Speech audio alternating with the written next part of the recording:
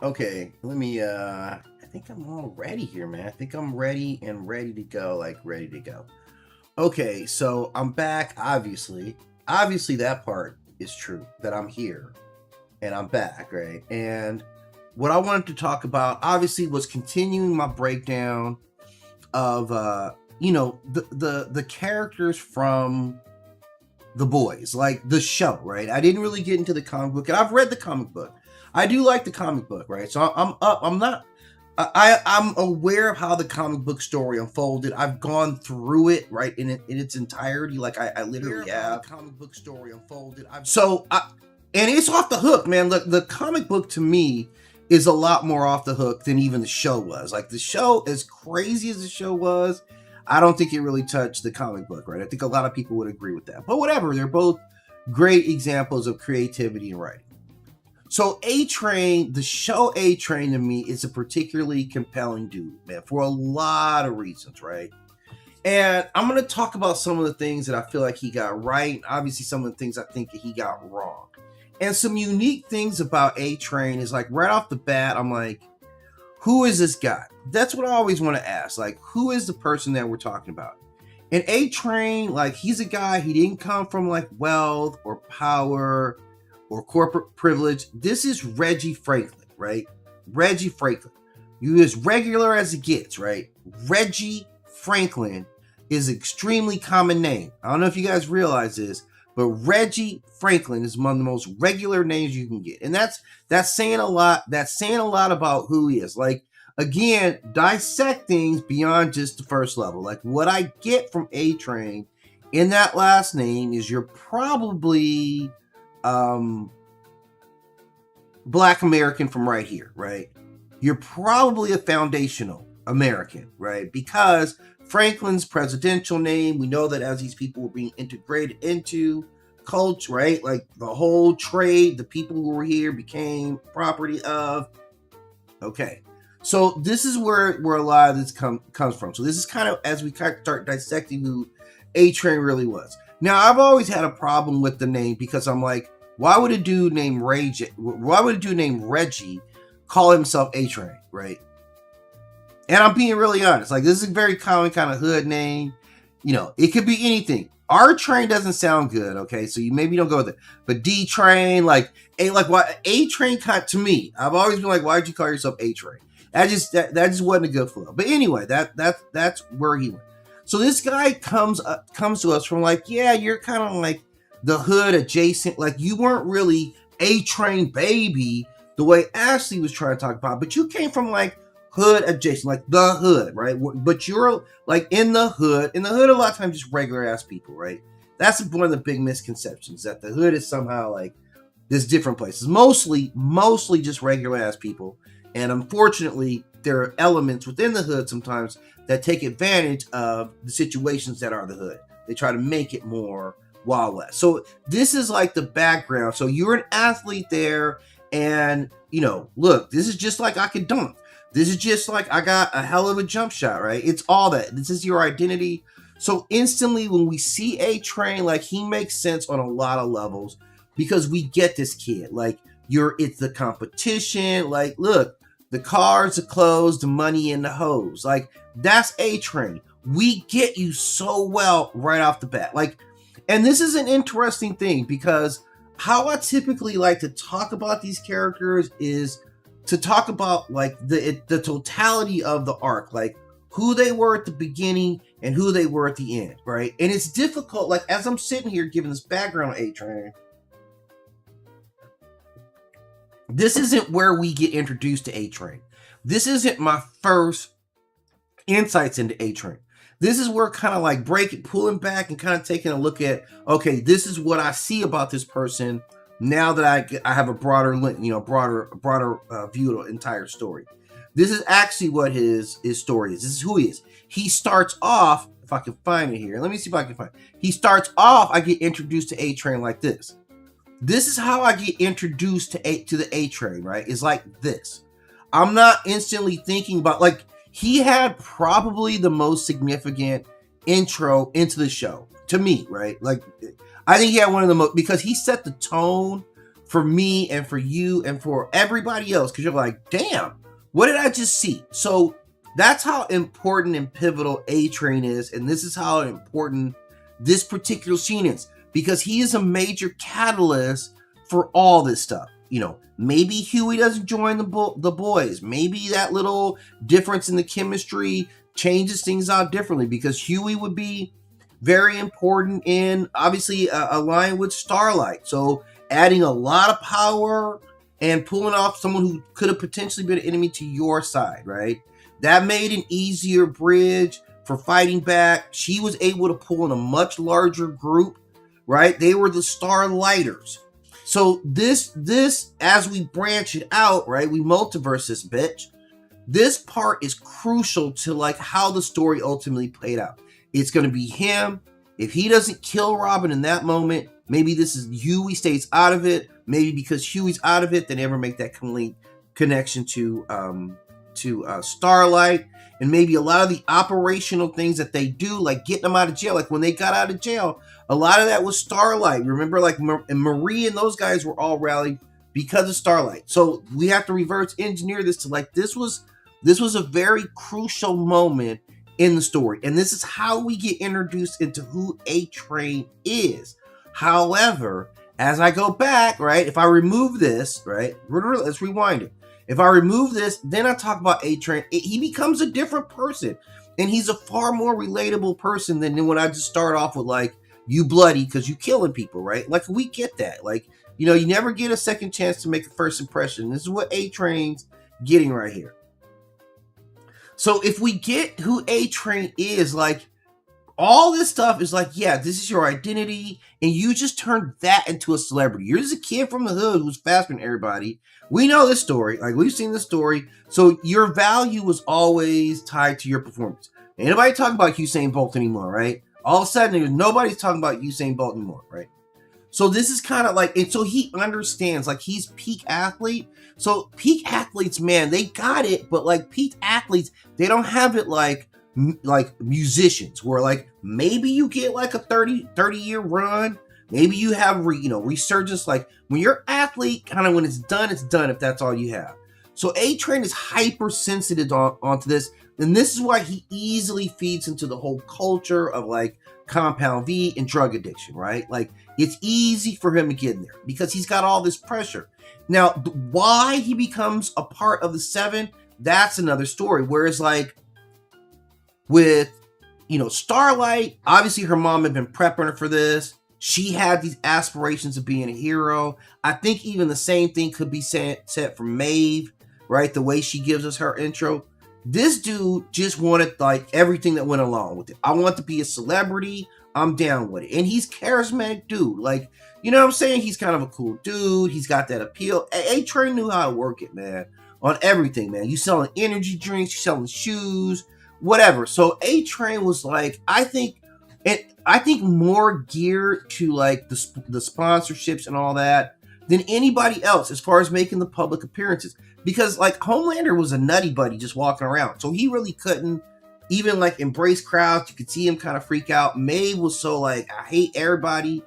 He just took it, man. And he was still like presentable, even though he's terrible. So this is kind of what his whole existence is shaped by this competition. Every single race I get in matters. Every challenger, we're gonna have to handle. Even any young speedsters, yeah, watch out, you ain't ever gonna beat this. He wasn't obsessed with being great. He never was seeking his own greatness. He was just like, I want to get replaced down in my job. And for some reason, we believe maybe that's what makes him like, that's his biggest weakness. Inside of Vaught's culture, irrelevance is like, that's death. That's for all of them, right? So even with his powers, like, are you guys immortal? Anyway, he was focused on that window, and it was true. Like, your power is out of everybody's the most replicatable, right? Like, you got these kind of powers. Your power is, getting super speed. That's it, right? It's gonna be a lot of guys with that. So you trying to stay on top, man. And we get that because we see that in like professional sports guys all the time, like that short window. So his factors were this fear. Like, he's driven by this fear. You're getting older, right? You losing speed, you losing relevance, you trying to rebrand, like, and your rebrand was terrible, homie. Like, and I'm not gonna lie to you guys, like, I'm still pro A-Train. Now, that's the interesting conversation, is that when I met you, like, this is how I met you, A-Train. This is how you came down the pipe on me, man. This is how you came down the pipe on me, but I was patient enough to, like, try to work with you. And I'm highly conscious of, this is how I started off with A-Train, man. This was more like, hey, what's up, man? This is the first impression, but somehow throughout the story, and you did a lot of terrible things, man. Like, you did a lot of terrible, unforgivable things. And I'm gonna tell you, man, I carry, like, I'm still very upset with you, man. We're gonna talk about this a couple of times too. Like, this whole, like, you killing Pop Claw thing, man, is just completely unacceptable to me, man. She did nothing to you, right? Like, she was just, like, trying to be down, right? And just going for it. And you gotta kill her. Like, I get it, man. She breached, all right? She was a breach. She was a weak point. I get it, man. Alpha Foxtrot Tango, right? You had to call in the strike on her. I get that, man. But damn, homie, like, come on, man. Like, and this, like, you kind of double set us up on A-Train to really make sure that you don't like this dude, right? Like, that's what it is. And somehow at the end of it, when you died, I was like, yeah, all right, A-Train. That was a cool death. Somehow we still got there. And we're going to discuss the mechanisms of how that story, ultimately got me to that place, right? I was like messing with A-Train again, right? Even though I kind of never stopped, right? So we get him because, like, before he was just this ambitious guy. You have some talent, you're trying to maximize it, you're insecure about it, you're willing to do with drugs, whatever. You got to do what you got to do. He was never, you didn't start off a villain. You know what? Let me rewind all that. You did not start off as a villain. You didn't go into this with villainy in your heart. You went into this with, I'm about to get this bag in your heart. The fame, the money, the hoes, the fame. That's where you were at with A-Train. And they showed a little bit of that side. They showed A-Train, like, kicking in the hood. And you shining. Like, you shining in the hood, man. Like, we love you, A-Train. And we do. We give mad respect to A-Train. That's why there's going to be some other parts of him that, we got to explore. Like, we got to really explore getting, like, it's complex for A-Train. Because if everything is just cool, yeah, we love you, A-Train. You got a place, dude. Don't worry about it, right? So A-Train, but he exists, and he's telling a different story than, like, Homelander is when power is just unchecked. Starlight is more idealism. Butcher is like vengeance, right? Clearly.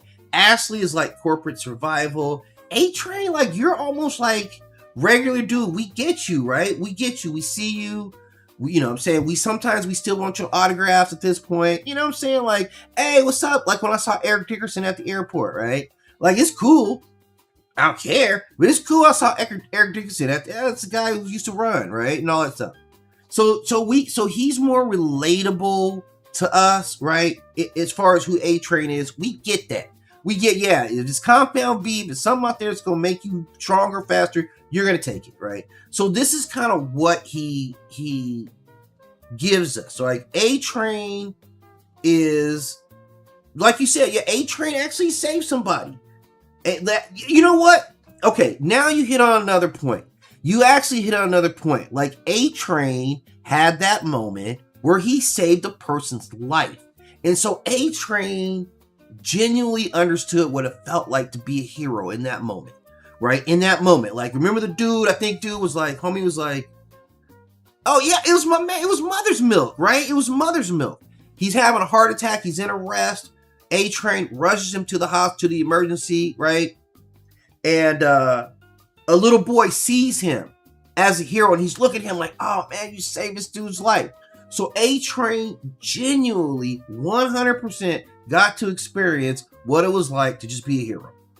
And so we kind of get that conflict, because if we look at your past, like who you weren't a bad guy before all this. You were not. You came from a regular ass household, like good people. You came from a regular black family. Like, I don't know. It doesn't seem like they talk about where their moms or pops or that situation, but clearly you had a big brother who seems like a very righteous guy himself. Not no drug dealer, not a, not a bad dude, like just absolutely a good dude, regular dude. You see him, at the store, like, hey, what's up? What, you know this guy, right? So that's who A-Train actually comes from. So the corruption of A-Train comes from within the set. Like one, the attack is within the house.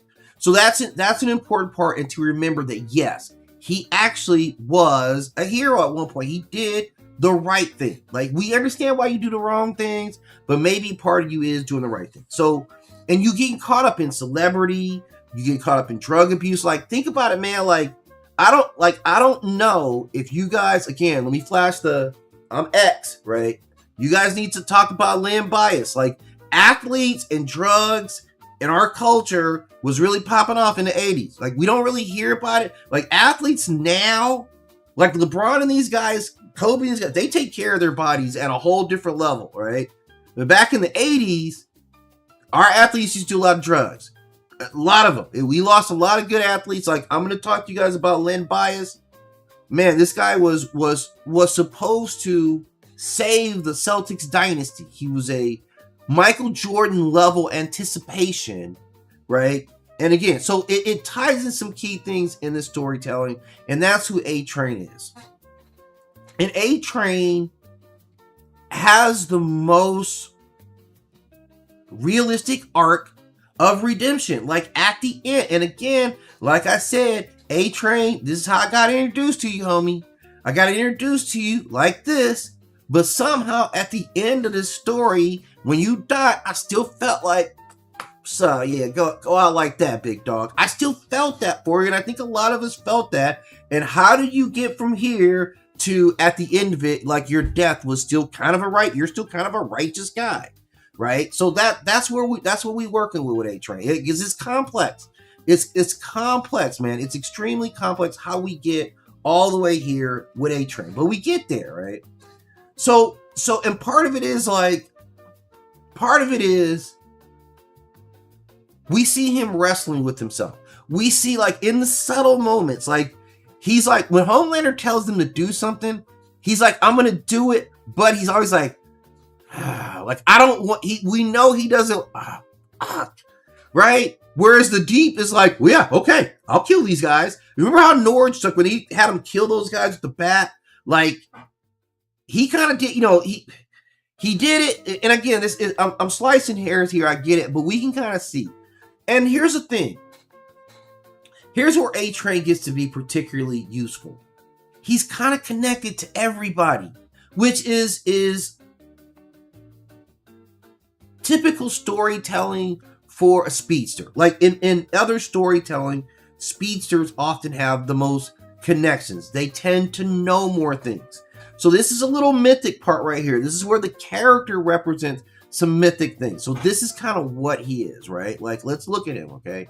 So he's in the 7. So he represents the 7, access to all that knowledge, which is access politically, which is access like corporate world, like access. He knows directors, he knows actors, you know the celebrity world. You know Vought, like you're an insider at Vought. You've been down here for a little while, so you're an insider at Vought. You know the black community because you come from the black community, like your brother lives in the black community. No matter how much you keep selling out, you're still part of the black community. So you're still kind of in that. So this is A-Train's vision of the world, right? You know Blue Hawk. You know this character because you've been around these guys.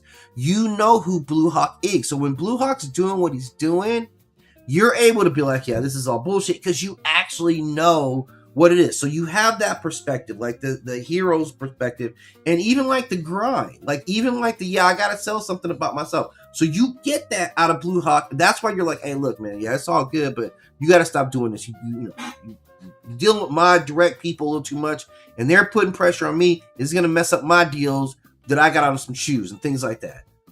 And then, like, there's also your relationship with Annie. Okay. He has this is something I wanted to talk about, and this may derail the conversation, but A-Train, I wanted to individually talk about his relationships because each one of these relationships matter, but nothing matters more than this very weird Robin, Huey, Starlight relationship. Okay, let me rephrase that. Robin, Huey, Starlight, Robin relationship, right? Because him being intimately connected to Robin and then forging this very intimate relationship with Huey and then having separately of that this kind of intimate relationship with Starlight really ties him to all levels of the story. That's unique, and that his connection to Huey, and then even going into Huey's personal life, and connecting with Huey's dad, like, you were really off the hook, right? You're totally and completely off the hook. So that's the thing. Al, welcome. So that's the thing. Like, he's intricately connected with Ewen. He has a deep relationship with Homelander, and we see that. He has a relationship with Ashley, and we see that. So he's kind of the connector. I'm doing good. Just enjoying breaking down my man A-Train, right? My favorite. And hope you're doing well as well. Thank you for checking in. So when we look at A-Train specifically, he's so connected. You have a whole separate relationship with the Deep, and what that means, right? So, like, you're connected to everybody's storyline in a lot of ways. So your fame, but you don't get freedom, right? The fame not leading to the freedom also traps you into the whole, like, Pop Claw, right? Which is one of your biggest travesties, like, that you literally killed, like, one of your most adored, and it was raw how he did her. It's real. Like, we got to look at these moments, man. If we're going to talk about A-Train, we got to look at these ugly moments here. We have to embrace the ugliness of what A-Train has done here to Pop Claw. This is ridiculous, okay? So, this is him, like, we get to see a lot of your at your worst right at the bat. A-Train wouldn't be worse than this. I don't think he did anything worse than this. Let me think. Robin, and then, so 2 deaths right off the bat. And then I think you kind of lightened up. I don't know. Maybe that's why. And then you get, I save a person. I save mother's milk, right? So maybe that's how he was able to get his redemption going, right? And we even see him fight back. So all of his relationships, like, those are actually key to, like, who he is. And this is kind of the biggest thing, right? The biggest thing is, like, the only way that I stay special and relevant is I got to be winning these races. And you saw when he hadn't won a race in a while, like, Homelander immediately went after him about it. So this is kind of who he is, right? And he's got, like, think about it, man. This bro got to face a lot of stuff, man. Not only got to deal with regular soup stuff, I got to deal with a drug addiction. I got to deal with my side chick over here who's trying to get some shine on TV. I got to deal with racism, my brother on my back. You guys want to tell a movie? I can't even get a good movie, man. I can't even get a good movie. Like, my movie is like A-Train, baby, right? That's my movie, right? A complete farcical lie, even though my movie could be good anyway. And then the whole, like, man, so I can really, like, I'm going to tell you guys too, like, the whole A-Train rebranding thing was very revealing about somebody really lost, right? That's someone really lost where you're trying to connect this entire continent. I'm not even going to get into that because I'm like, look, A-Train, look, whatever. Find yourself in your community. And that's ultimately where he started to get his redemption, was kind of being back into the community. So this is kind of where we get to focus. But I'm telling you, like, him being connected to everybody, man, like Huey, Starlight, like, Homelander, you're one of the bridges for kind of all the character flow that goes through, like you and Ashley. And him and Ashley had, like, a real moment too. Like, that's the other thing. Like, his relationship with Homelander is well documented, right? What are you gonna do? This is my relationship with Homelander. I can't do anything about it. I'm just trying to deal with whatever BS he has us do and just keep my head down. That's all I'm trying to do. I'm just corporate man. So his relationship with Homelander, like, even at the end, the fact that he was like, I don't even see what I was afraid of, man. Like, I don't even see what I was afraid of in dealing with you. Like, you're still a bitch. You're still this. And it was very truthful. And at least you can go out like a man. Like, the inevitability of him killing you, if you're around this guy, he's going to kill you, right? And just kind of accepting that. So I gave it a win. Like, if I had to judge him as a character, I'm going to kind of get him ahead of myself. If I had to judge him as a character, did A-Train win from where you started at to the end? I say to some degree, yes, you won. You went out on better terms. You probably didn't make up for what you did, and you couldn't. And I don't even know if you're really trying. You tried. You made some attempts, right? You did some things, right? You did, right? You were childish and you were a drug addict, And it's a long way, man. Drugs are, look, cocaine's a hell of a drug, and I'm sure Compound V is too. And being on drugs like that, you know, he was an active drug addict. So we kind of have to even look at like, what is the redemption arc? Because look, I don't know about you guys, but I know enough people to feel average in terms of like, I know some people who have drug issues in their lives, right? I know some people, I've watched some people not get off of drugs their entire lives. I've seen that. So if we look at him as like, yeah, you were like, of course, it's a self-made addiction, but like, you know, steroids, you know, which to me, kind of, you know, what's symbolic of, it is. Those guys still suffer from the use of drugs too. Like, they're drug addicts too. So we can see him like, you know, maturing on some, at least having enough to feel bad. At least having enough to feel bad. And I think one of the big connectors was, again, of course, the incident with Blue Hawk, where, yeah, you drag this, like him dragging Blue Hawk, that had to happen, right? Like the dragging, like literally, and I don't mean that just that he killed him, that you had to drag him. It was very important that you drug him around. I want to thank you so much, right? As a delegate of the community, I want to thank you so much for literally dragging this man, right? It usually reflected what we all wanted to happen. Like, we couldn't articulate it. Like, either a dragging or a stomping would have been most appropriate. And I feel like you proved that a dragging was even more appropriate. A dragging was the best thing to do. So thank you so much. And maybe that's the kind of the cultural thing where you're like, okay, at least you're standing up for, you know, the hood, right? You're standing up for something. So in that regard, I can give you a lot. I get, like, this is kind of how the path to like how he gets redeemed for me, right? Like, I guess, and I have to reconcile myself with what I'm saying. But he was a beast of a character. He was a manipulator. He was like pure survival intelligence. Like, he made it through. He just kept making it through. You know, you were always kind of underrated. Like, it is in this world, it's like his speed isn't like the Flash where you got cosmic ability, right? So you're kind of limited in this world of like these true powerhouses. But you know how to be cool. You know how to apologize. You know how to cooperate. You know how to keep your mouth shut. You know how to just like, yeah, okay. I'm not really giving you a reason to be mad at me. Like, that's what it is. And like, he leveraged, I have access. He did what he had to do. And we saw him kind of negotiate. Like, and I'm telling you, like, his relationship with Starlight, these two kind of, they came around. Like, these two really like were at each other on a sub level, like, and you know, props to Starlight and how she handled her relationship with A-Train. Like, props to her for standing her ground at every single turn.